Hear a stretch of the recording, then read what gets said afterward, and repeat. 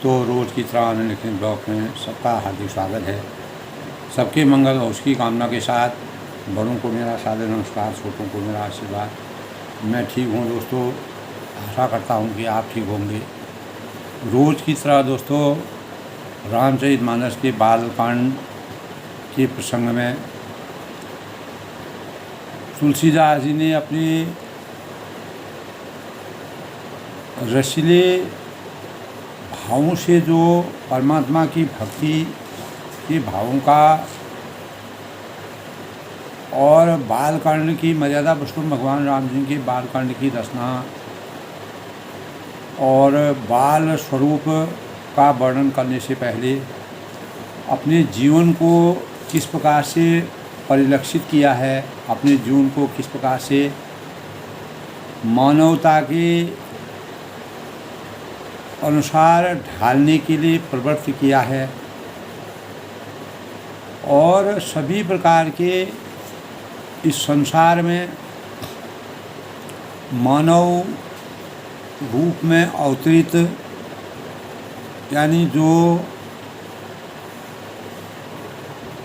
अत्यंत ही राममय जीवन यापन करना चाहते हैं, तो बालकांड की रचना करने से पहले गोस्वामी तुलसीदास ने वंदना, सभी सज्जनों की वंदना करने का भाव व्यक्त किए हैं और 84 लाख योनियों में 4 प्रकार की, यानी स्वेदस, अंडज, उद्भिज और जरायुज जीव जल, पृथ्वी और आकाश में पाए जाते हैं। तो उन सबसे भरे हुए इस सारे जगत को मर्यादा पुरुषोत्तम भगवान राम और सीता राममयी जानकर मैं दोनों सभी प्रकार के जल जीव, जो आसमान में रहते हों, जो थल में रहते हों, जो जल में रहते हों, मैं सभी से वंदना करता हूँ कि मुझको अपना दास जानकर, अपना सेवक जानकर, कृपा की खान आप सब लोग मिलकर छल छोड़कर अनेक प्रकार के गलत विचारों को अपने जीवन से दूर करते हुए मुझे अपनी बुद्धि बल का भरोसा नहीं है, इसलिए मैं सबसे विनय करता हूँ, विनती करता हूँ और उनके आशीर्वाद से मैं मर्यादा पुरुषोत्तम भगवान राम जी की रचना, बाल लीला का जो रचना मैं करूँगा उसमें मैं पूर्ण रूप से सफल होऊंगा, क्योंकि मुझे इतना ज्ञान नहीं है। मैं रघुकुलनाथ जी के गुणों का वर्णन करना चाहता हूँ, परंतु मेरी बुद्धि बहुत छोटी है और श्री रामचंद्र जी का चरित्र अथाह समुद्र के समान है, जो धीरता से, गंभीरता से, प्रेम से, सौहार्द से और सुंदर आदर्श के मानकों का अपार भंडार है। तो इसके लिए मुझे उपाय का एक ही अंग अर्थात कुछ लेश मात्र भी उपाय मुझे मालूम नहीं है। मैं कैसे उनकी शुरुआत करूं और मेरे मन और बुद्धि कंगाल है, किंतु मनोरथ मेरा राजा है।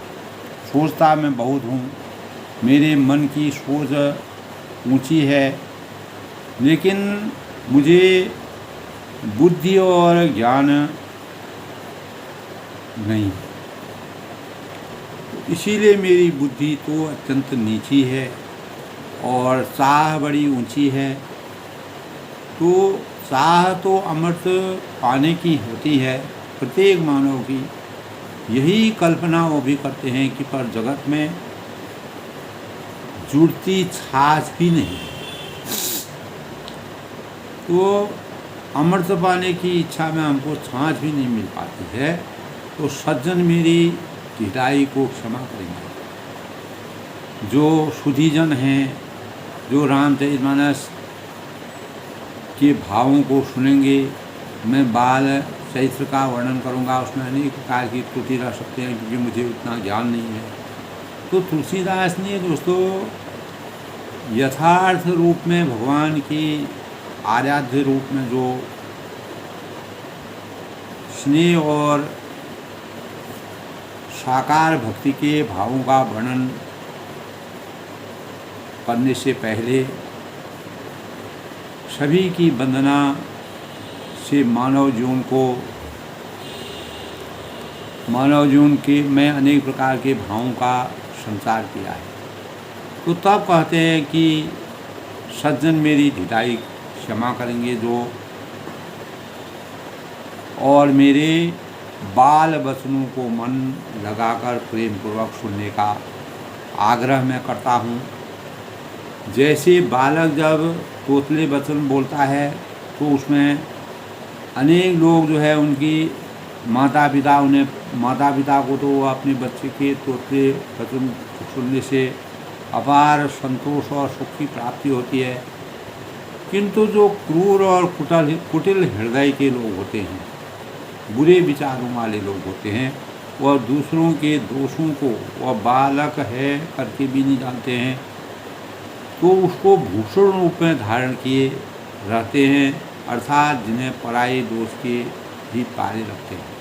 पराये देशों का वह वर्णन करते हैं और हंसते हैं और परिहार करते हैं। इसीलिए मैं उनसे भी विनती करता हूँ कि निज कवि तो कहीं लागननी का सरस दो अथवात बेका, ये पर भनित सुनत हर्षाई ते बर पुरुष बहुत बड़ा। तो इसी रसीली हो या मेरी जो भाषा है, जो मैं मर्यादा पुरुषोत्तम भगवान राम जी के वास्तविक बाल चरित्र का वर्णन करूँगा, वह अत्यंत फीकी हो सकती है, परंतु कविता से अच्छी लगती है। और किंतु जो परमात्मा के वास्तविक भावों को जानता है, किंतु जो दूसरे की रचना को सुनकर दूसरे के मनोबल को बढ़ाने की में जो जिनके अंतःकरण में सुख और संतोष की अनुभूति होती है, ऐसे उत्तम पुरुष जगत में बहुत कम मिलते हैं, बिरले मिलते हैं। तो जग बहु नर सरि सम भाई, जे निज बाड़ बड़ई जग पाई। सज्जन सुकृत सिंधु सम कोई, देख पूर्व विदु बाड़ योगी। कल के प्रसंग में भागवत कि वह कहते हैं, हे भाई, इस संसार में तालाबों और नदियों के समान मनुष्य ही बहुत अधिक है। जिस प्रकार तालाब हैं, नदियां हैं, उसी प्रकार मानव मनुष्य ही अधिक है और वे जल पाकर अपनी ही बाढ़ में बहते रहते हैं। तो अपने ही जीवन में खोए रहते हैं, अर्थात अपनी ही उन्नति में वह प्रसन्न रहते हैं, मग्न रहते हैं, और सांसारिक जो जीवनचर्या है, लोक कल्याणकारी कार्य हैं, मानव जीवन का उत्थान है। और जब तक हम मर्यादा पुरुषोत्तम भगवान राम के चरित्र चित्रण का वर्णन नहीं करेंगे, तब हमारे अंतःकरण में वास्तविक ज्ञान और लोक कल्याणकारी भावों का संचार नहीं है। तो सज्जन सुकृत सिंधु सम कोई, देख पूर्व विदु बाढ़ योगी। समुद्र सा जो कोई एक बिरला ही सज्जन होता है। शिवगार मर्यादा पुरुषोत्तम भगवान राम जी को समुद्र के समान गहरा और धीर बताया गया। धैर्य से धैर्यता के यानी पूरक हैं। और जो समुद्र का सा जो एक बिरला ही सज्जन इस संसार में होगा, जो चंद्रमा, पूर्ण चंद्रमा को देखकर, यानी दूसरों के हित को देख कर के, दूसरों की उन्नति को देख के, दूसरों के सुंदर यश को देख कर के, सुन कर के उमड़ पड़ते हैं, अपार हर्ष की अनुभूति होती है। तभी तुलसीदास जी कहते हैं, भाग छोड़ अभिलाष बढ़ो। मेरा भाग्य बहुत छोटा है। जो परमात्मा के वास्तविक ध्यान में सजो कर रहते हैं। हो सकता है कि वह छोटे भाग के हों, लेकिन उनकी अभिलाषा जो है, उनकी इच्छाएं बहुत बड़ी होती हैं, क्योंकि परमात्मा उनको इस प्रकार की शक्ति से सृजित करते हैं कि उनका जीवन जो है अभाव में ही मस्त रहता है, अभाव में ही वो खुश रहते हैं, प्रसन्न रहते हैं। किसी प्रकार के भौतिक अपेक्षाओं की, आसक्ताओं के बिना वो अपने अपने को भाग्यशाली समझते हैं। तो भाग छोड़ अभिलाष बड़ो, करऊँ एक विश्वास। परंतु मुझे एक विश्वास है, मेरे अंतःकरण में मर्यादा पुरुषोत्तम भगवान राम जी के प्रति और जो सज्जन हैं, जिनके अंतःकरण में इस सुंदर कथा को सुनने का के भाव हैं, सज्जन सभी सुख, वही लोग वास्तविक सुख की अनुभूति प्राप्त कर सकते हैं। और जो कुटिल भावों से व्याप्त होंगे वह इसमें हंसी उड़ा सकते हैं, यानी अवहेलना कर सकते हैं। लेकिन मैं उनसे भी वंदना करता हूँ और सभी प्रकार के इस संसार में आसमान में रहने वाली, थल में रहने वाले यानी ज़मीन में रहने वाले और जल में रहने वाले जितने भी प्राणी हैं, चराचर प्राणी हैं, मैं सबके मंगल जीवन की कामना करते हुए उनको मेरे भाव सुंदर लगें और कोई भी अगर मेरे कारण से किसी प्रकार की त्रुटि हो तो उसमें मुझे किसी प्रकार के अवहेलना के पात्र के रूप में न समझें और मेरी हंसी न करें। क्योंकि मर्यादा पुरुषोत्तम भगवान रामचंद्र जी के जो भक्त होते हैं वो हमेशा केवल उनको संतोषम परम सुखों की आसक्ति उनके हृदय में होती है। तो संतुलित जो हमारा जीवन यात्रा है दोस्तों, इसीलिए मर्यादा पुरुषोत्तम भगवान राम जी का पूरी जीवन यात्रा जब उन्होंने दशरथ जी के वहाँ जन्म लेकर के, अयोध्या में जन्म लेकर के, मानव रूप में अवतीत होकर के सभी का हृदय परिवर्तन करते और अयोध्या के में राज तिलक की तैयारी होने वाली ही थी, तो उन्होंने उस महत्वाकांक्षा, अभिलाषाओं और राज पद को ग्रहण न करते हुए अपने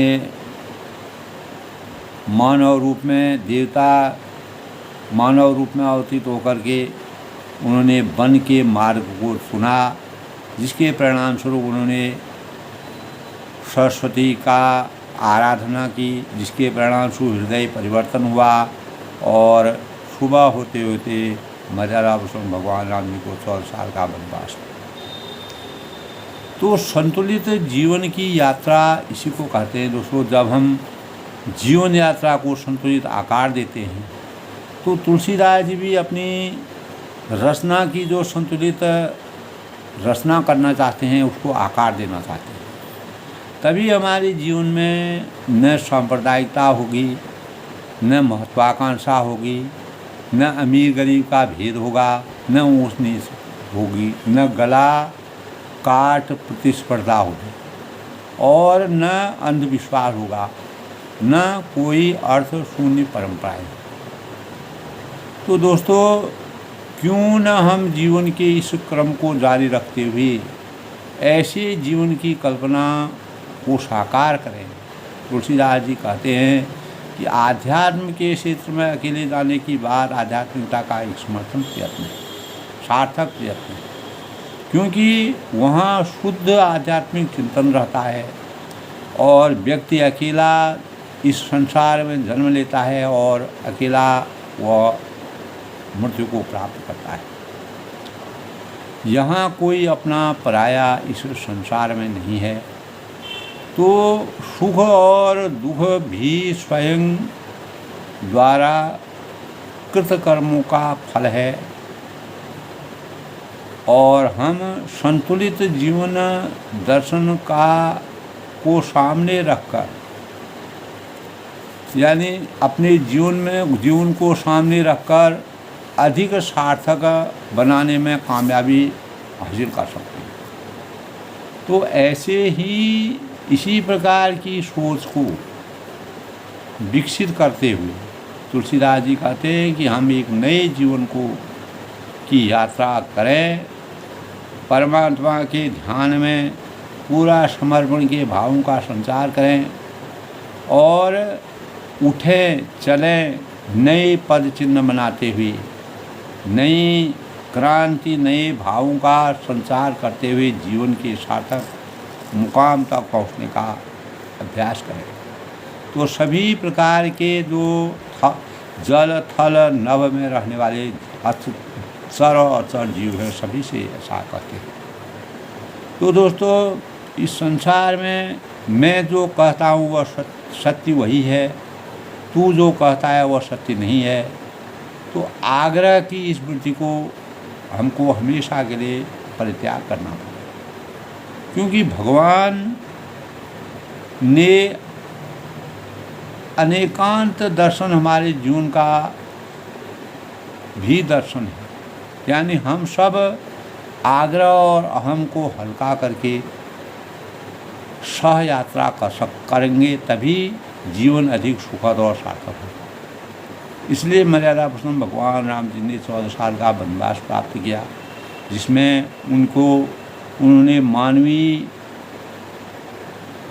दर्शन का सूक्ष्म अध्ययन किया और उनकी जीवन यात्रा को सार्थक बनाने के लिए उनको अनेक प्रकार के संसाधन स्वयं ही प्राप्त हुए, क्योंकि अंतर्यामी थे। इसीलिए कहा है दोस्तों, प्रतिस्पर्धा की होड़ में न दौड़ते हुए, ज़्यादा न दौड़ते हुए, स्वयं की भूलों को ईमानदारी से स्वीकार करना प्रत्येक मानव का कर्तव्य होना चाहिए। तभी हम परमात्मा के ध्यान की वास्तविकता को जान सकते हैं। उतावलापन, अगर तुलसीदास जी बालकांड के मर्यादा पुरुषोत्तम भगवान रंगे बाल चित्र से पहले अगर ऐसा संवाद नहीं करते और इस प्रकार के विनय और वंदना नहीं करते, तो उसमें उतावलापन में गुणवत्ता नहीं आती, उतावलापन हो जाता है। तो उतावलेपन में गुणवत्ता को न घटाएं, अपनी वास्तविकता को सजो कर रखें।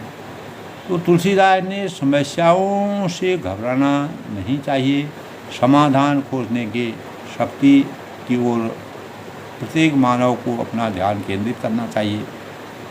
तो दोस्तों, हर व्यक्ति नया सोच, नई राहें तलाश आज के युग में तलाशने की कोशिश करने, साथियों की आलोचना करने से बचना चाहिए। यही तुलसीदास ने कहा है, अकेले में गलती का एहसास कराएं और सकारात्मक सोच का जादू जगाएं और चित्त को मंगल भावनाओं से भावित रखें। हमें परिस्थिति, प्रवृत्ति और प्रकृति एवं परिणाम पर दृष्टिपात रखते हुए, अपनी नज़र रखते हुए, अपना ध्यान केंद्रित रखते हुए जीवन यात्रा को सफल बनाने का हमारा परम लक्ष्य होना चाहिए।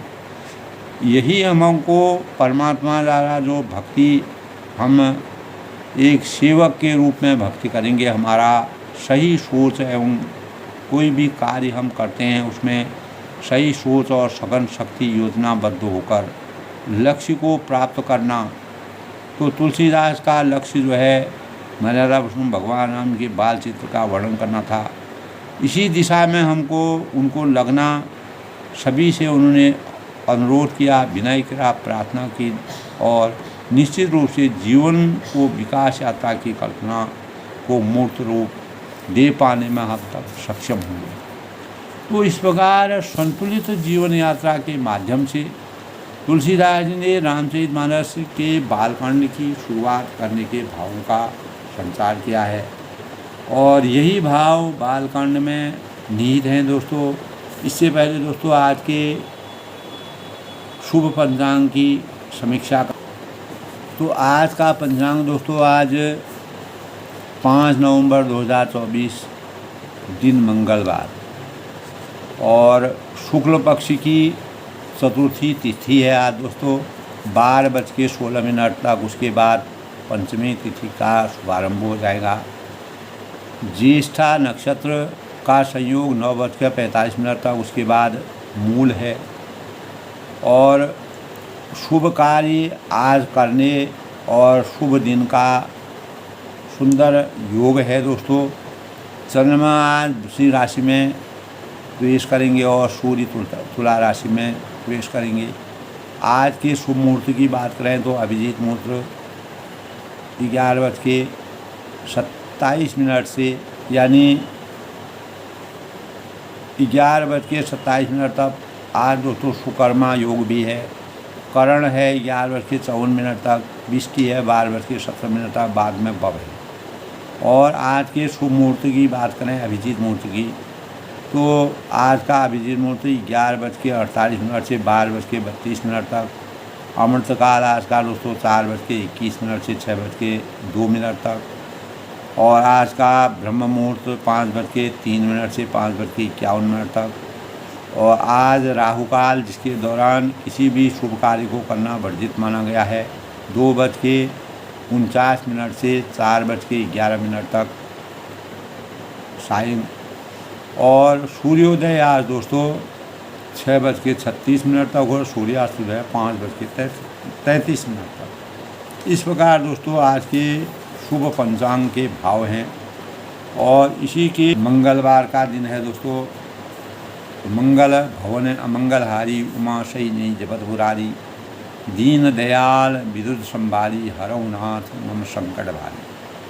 तो हनुमान जी को मंगलवार प्रिय है और हनुमान जी का जन्म मंगल को ही हुआ था। मंगल गुरु ग्रह उग्र होता है और मंगल की प्रकृति भी दोस्तों उग्र होती है। मंगल में अनेक प्रकार की इस प्रकार के धातु हैं जो बहुत ही गर्म रहते हैं। और यह दिन अनुकूल मांगलिक कार्यों को करने के लिए और ज्योतिष शास्त्र के अनुसार मेष राशि और वृश्चिक राशि का स्वामी मंगल माना गया है। इनका वार भी मंगल ही है। तो किसी भी जातक के कुंडली में मंगल की अच्छी स्थिति तो अच्छी स्थिति होने से वह अपने भाइयों से अपने मित्रों से अपने रिश्तेदारों से अच्छे संबंध रखते हैं और जातक को उच्च पद पर आसीन होने के भाव मिलते हैं। तो हनुमान जी मंगलवार को हनुमान चालीसा का पाठ करना सुंदरकांड का पाठ करना शुभ माना गया है। हनुमान जी कलयुग के देवता माने गए हैं और वह ब्रह्मचर्य का दिन यह माना गया है। मंगलकार का व्रत उपवास करने से अनेक प्रकार की शुभ कामनाओं मंगल का मतलब होता है शुभ। तो यह दिन शक्ति के संचार का दिन है और अनेक प्रकार के कल्याणकारी कार्य और शुभ कार्यों के लिए शुभता का मानक माना गया है। तो मंगल का अर्थ दोस्तों इसलिए शुभ माना गया है। हनुमान चालीसा और हनुमान जी को दीपक जलाना, माला पुष्प अर्जित करना, हनुमान जी को बूंदी के लड्डू का भोग लगाना और हनुमान मंगलवार के व्रत के दिन किसी प्रकार से नमक का सेवन करना वर्जित माना गया है। और सात्विक भोजन इस दिन करना चाहिए और लोहे के बर्तनों में खाना किसी प्रकार का पकवान नहीं बनाना चाहिए। और मंगल अगर हमारा मजबूत होता है तो हमारा जीवन संपन्न रहता है।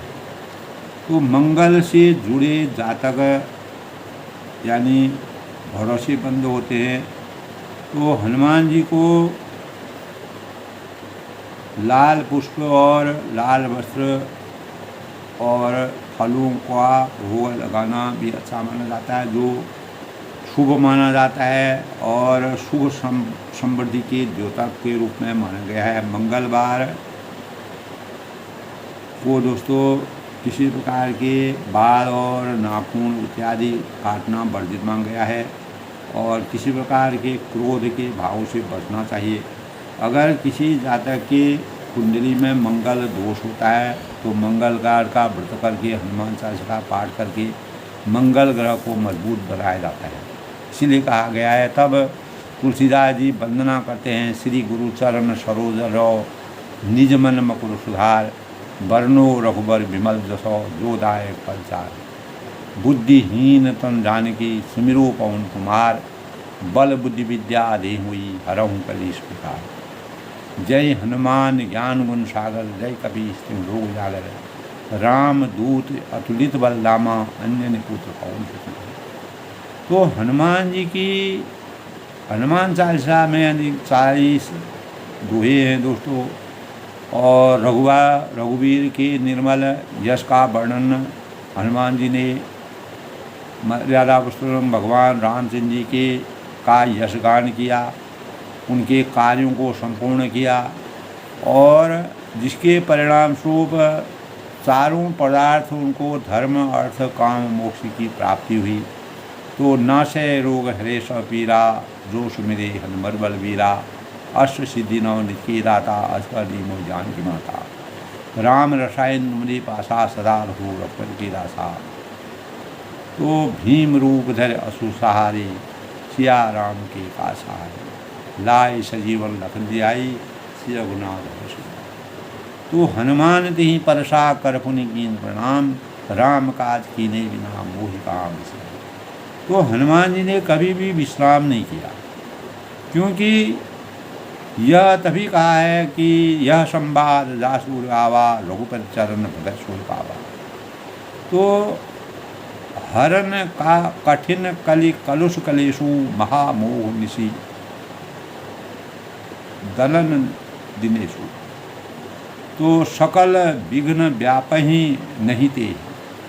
तो जो परमात्मा की या हनुमान जी के का ध्यान रखता है और रामचंद्र जी का बिना रामचंद्र जी की भक्ति के हनुमान जी प्राप्त नहीं हो सकते हैं, और बिना हनुमान जी के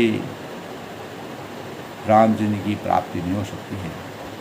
तो इसीलिए हनुमान शक्तिशाली और बुरी शक्तियों को समाप्त करने वाले, अनेक प्रकार के भय से व्याप्त वातावरण को सुख और शांति और स्वच्छ बनाने के कारक। तो हनुमान जी का स्मरण करने से अनेक प्रकार के शक्ति के भावों का संचार हमारे जीवन में होता है। हनुमान जी ने मर्यादा पुरुषोत्तम भगवान रामचंद्र जी उनको अष्ट सिद्धि नव नित्य दाता, अस्पर नीमो जानकी माता, राम रसायन तुमरे पासा, सदा रघु रघुपति की दासा।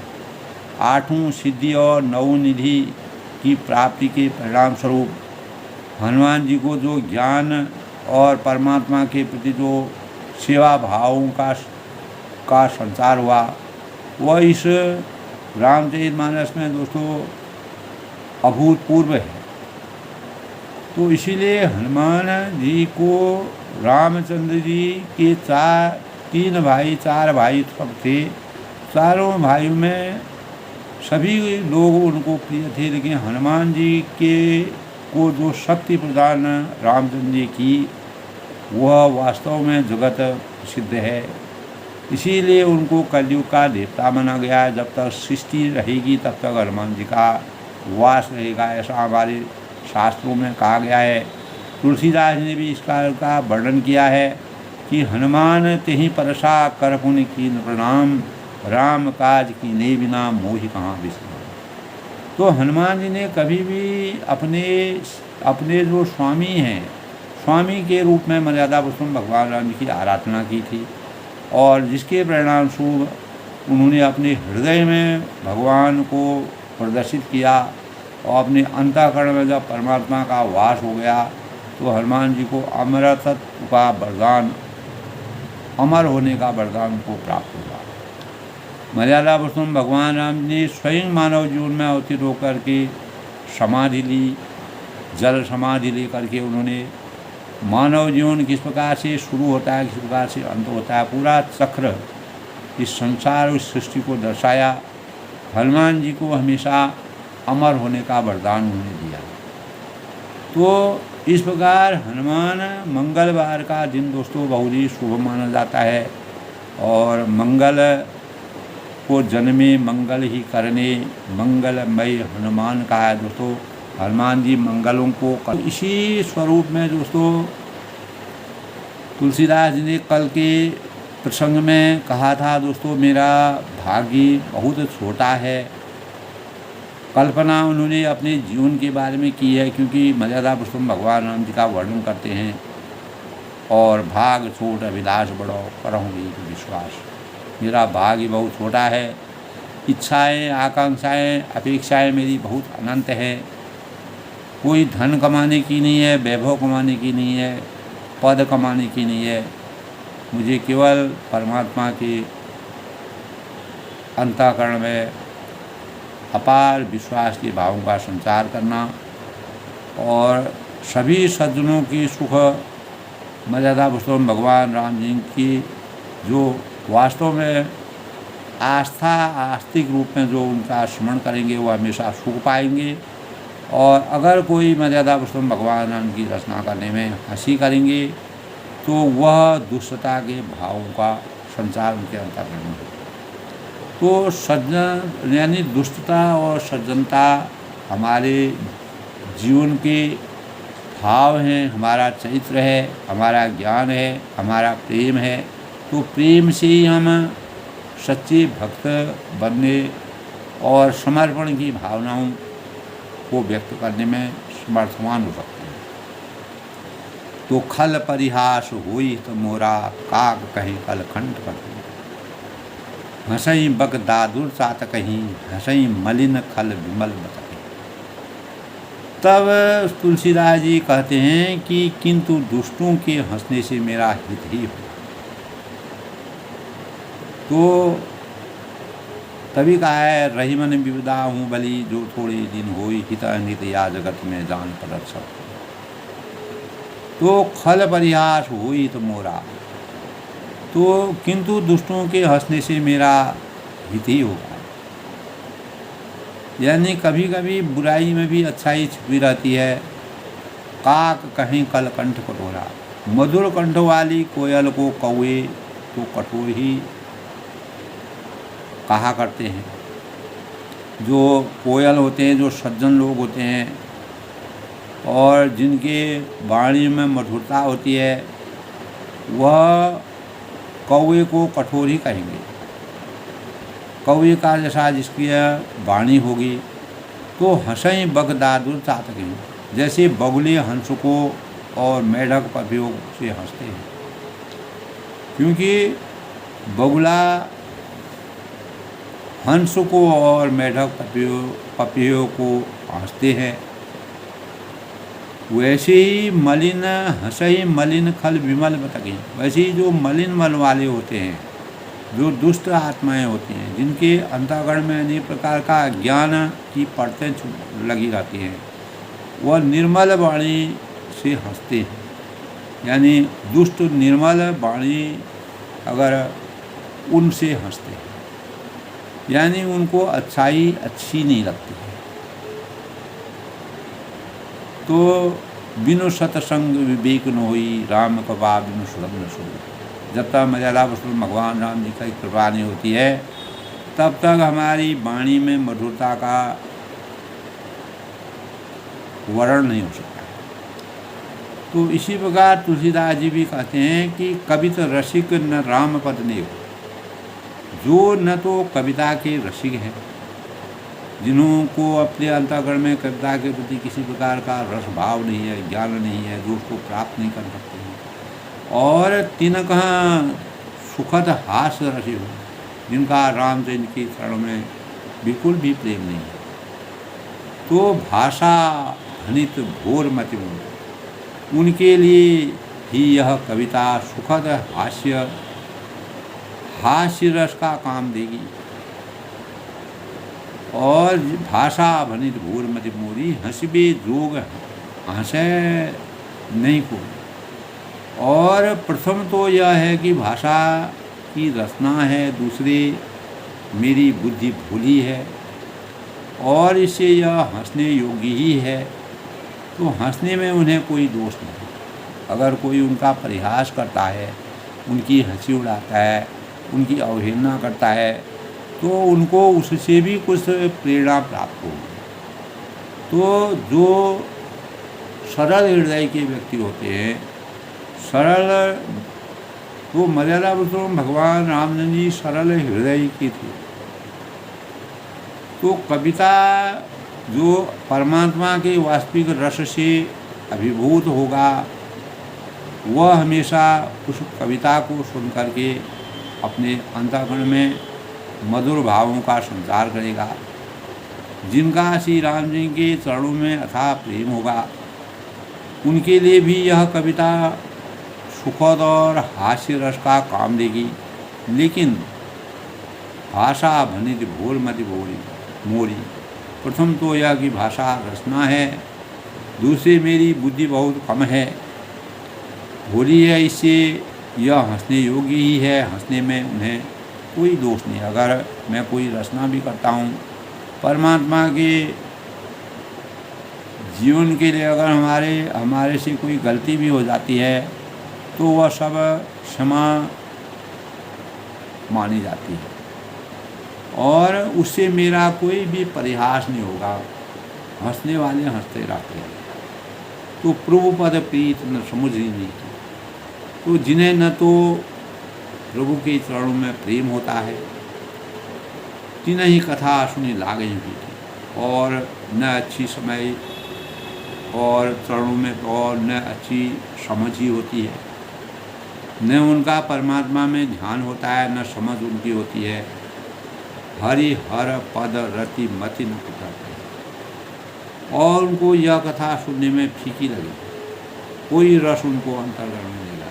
क्योंकि जब तक हमारे अंदर भाव और श्रद्धा और प्रेम भक्ति का संचार नहीं होता है, तब तक हमको कितना भी रस उसमें भरा हो, वो भी मुझे हमें फीकी लगने लगेगी, क्योंकि ज्ञान के अभाव में।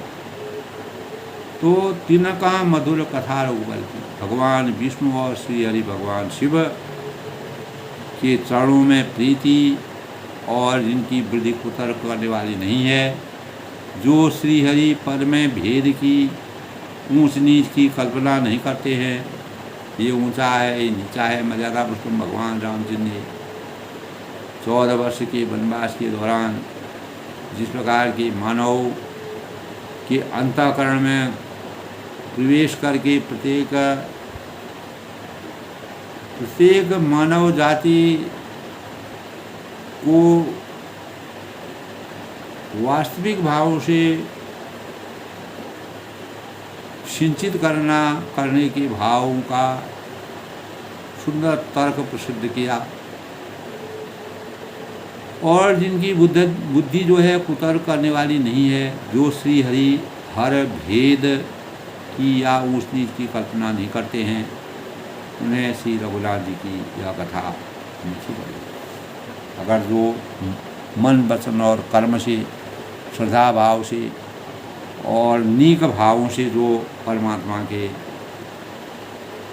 वर्णन का रसास्वादन करेंगे, और प्रभु के चरणों में जिनका अथाह प्रेम होगा, जिनकी समझ मानवीय होगी, और जो अमर्यादित भावों से संचित होंगे, उनको यह कथा फीकी लगेगी। जिनकी भगवान विष्णु और भगवान श्री राम, श्री भगवान शिव के चरणों में जिनकी प्रीति होगी, जिनकी बुद्धि कुतर्क करने वाली नहीं होगी, जो श्री हरि के भेद और मूर्ति की कल्पना नहीं करेंगे, और श्री रघुनाथ जी की यह कथा उनको हमेशा मधुरता के भावों का संचार करेगी। राम भगति भूषित जिय जानी, राम भगति भूषित जिय जानी, सुने सुजन सराय सुबानी, कभी न हो नहीं बचन प्रवीणु, सकल कला सब विद्या।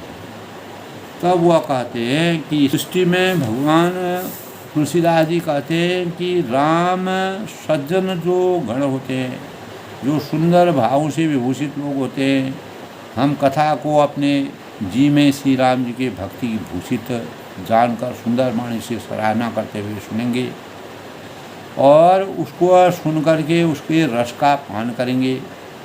और तभी तुलसीदास जी कहते हैं, न मैं कवि हूँ और न मैं वाक्य की रचना में कुशल हूँ और मैं न कलाओं और सब विद्याओं से मैं रहित हूँ, मैं किसी प्रकार के विद्याओं को नहीं जानता हूँ, लेकिन फिर भी मैं परमात्मा के ध्यान का परमात्मा का ध्यान और वाक्य की रचना में कुशल हूँ, मैं सब कलाओं और सब विद्याओं में से रहित हूँ।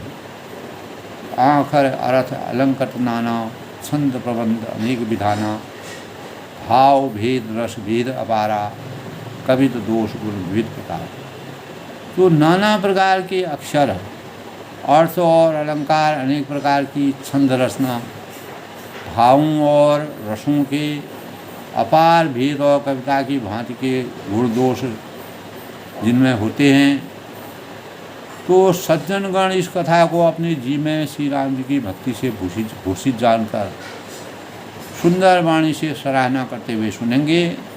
और मैं न तो कवि हूँ, न वाक्य रचना में कुशल हूँ, मैं तो सब कलाओं और सब विद्याओं से रहित हूँ, मुझे किसी प्रकार की कला का ज्ञान नहीं है, यानी मैं वास्तविक ज्ञान को नहीं जानता हूँ, फिर भी मैं परमात्मा के ध्यान में अपने को विचरण करने के भावों का संचार करता हूँ। आखर अथर अलंकृत नाना, छंद प्रबंध अनेक विधाना, भाव भेद रस भेद अपारा, कवि दोष गुण विविध प्रकारा।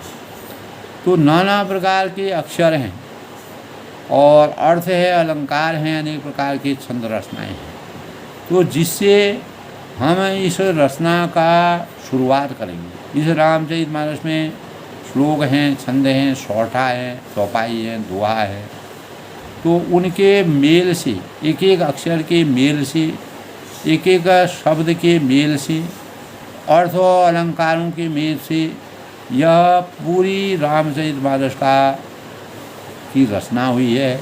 अनेक प्रकार की छंद रचना, भावों और रसों के अपार भेद और कविता में भांति भांति के गुण और दोष होते हैं, तो उन गुण दोषों का जो वास्तविक ज्ञान प्रकट करेगा, कभी तो विवेक नहीं मोरे सत्य कहो लिख कागज को, तो इनमें से काव्य संबंधी एक भी बात का ज्ञान मुझमें नहीं है, मैं एक भी वास्तविक ज्ञान को नहीं जानता हूँ। यह मैं कोरे कागज़ पर लिखने शपथ पूर्वक सत्य सत्य कहता हूँ, यानी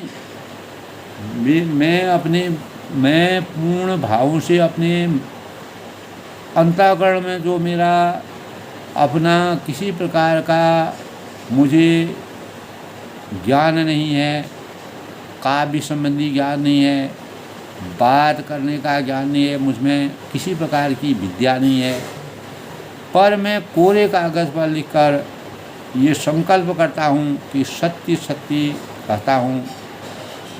कि क्या कहते हैं? सत्य सत्य कहते हैं, भनित मोर सब गुण रहित विश्व विदित गुण एक, सो विचार सुनहि सुमित जिनके विमल रहित।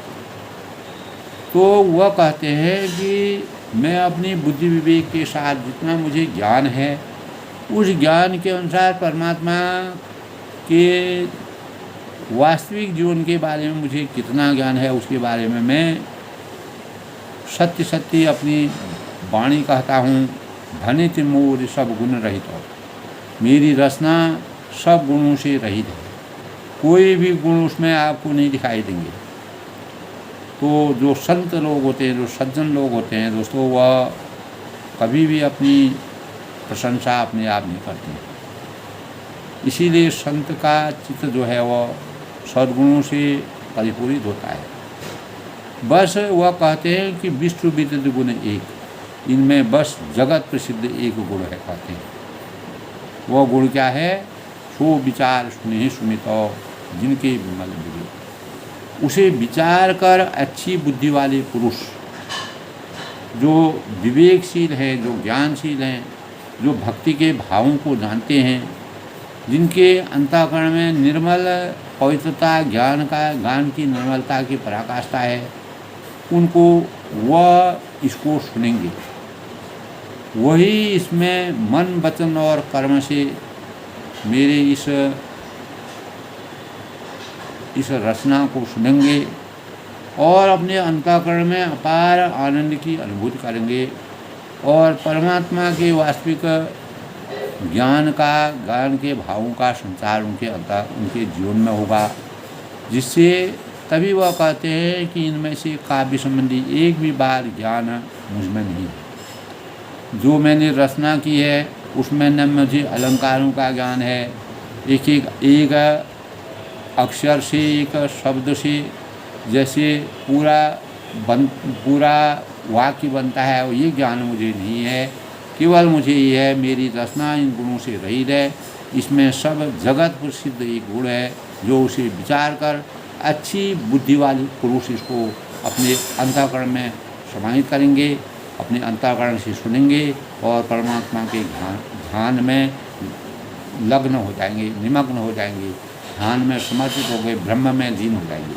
तो दोस्तों, अपनी वाणी को विराम देते हुए सबके मंगल हो उसकी कामना के साथ आज के प्रसंग में तुलसीदास जी ने अपने को किस प्रकार से अवतरित किया है और उन भावों का पूर्ण रूप से उन्होंने विचार व्यक्त किए हैं।